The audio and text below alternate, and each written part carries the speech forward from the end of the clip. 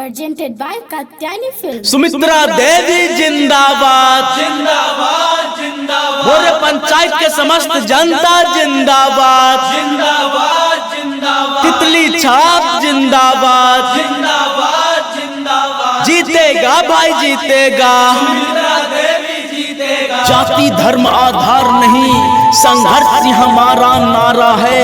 जाति धर्म आधार नहीं संघर्ष ही हमारा नारा है।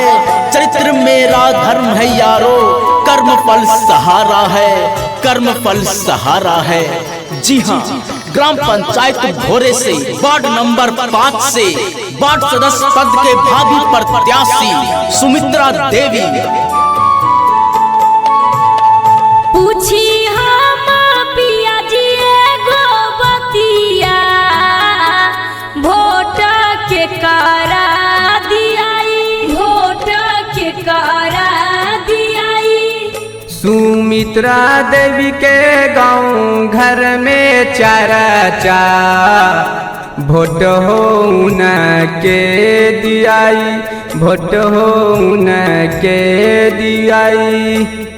पूछी हम पिया जी गोबतिया वोट के करा दियाई, वोट के करा दियाई। बहुत देख ली जमी अब आसमां देखेगा, बहुत देख ली जमी अब आसमां देखेगा। जमाना इस पंचायत का विकास देखेगा, विकास देखेगा। जी हाँ, तितली छाप क्रमांक संख्या 7 पर बटन दबाकर सुमित्रा देवी को भारी से भारी मतों से विजयी बनाएं।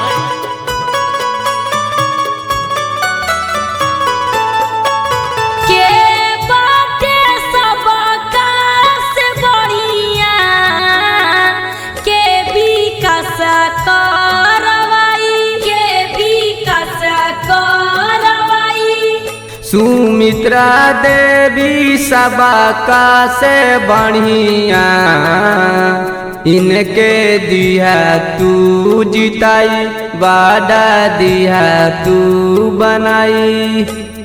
गाँव घर के लोग है कहता दिहाई ना के जिताई, दिहाई ना के जिताई। जी हाँ, सुमित्रा देवी का कहना है अगर आप सबका सहयोग मिला तो भोरे पंचायत के वार्ड नंबर 5 में विकास का नया इतिहास बना दूंगा, इतिहास बना दूंगा।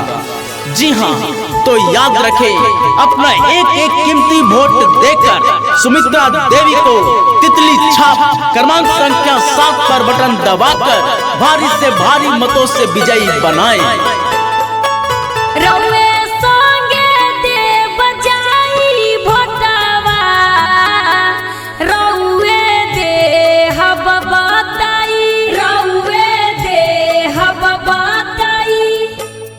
करम संख्या 7 पर तितली निशानामा, ओह पर बटना दवाई, ओह पर बटना दवाई। भोरे पंचायत के है सनामा, दिहा बाड़ा बनाई, दिहा बाड़ा बनाई। सुमित्रा देवी जिंदाबाद जिंदाबाद जिंदाबाद। भोरे पंचायत के समस्त जनता जिंदाबाद, जिंदाबाद जिंदाबाद। तितली छाप जिंदाबाद, जिंदाबाद जिंदाबाद। जीतेगा भाई जीतेगा।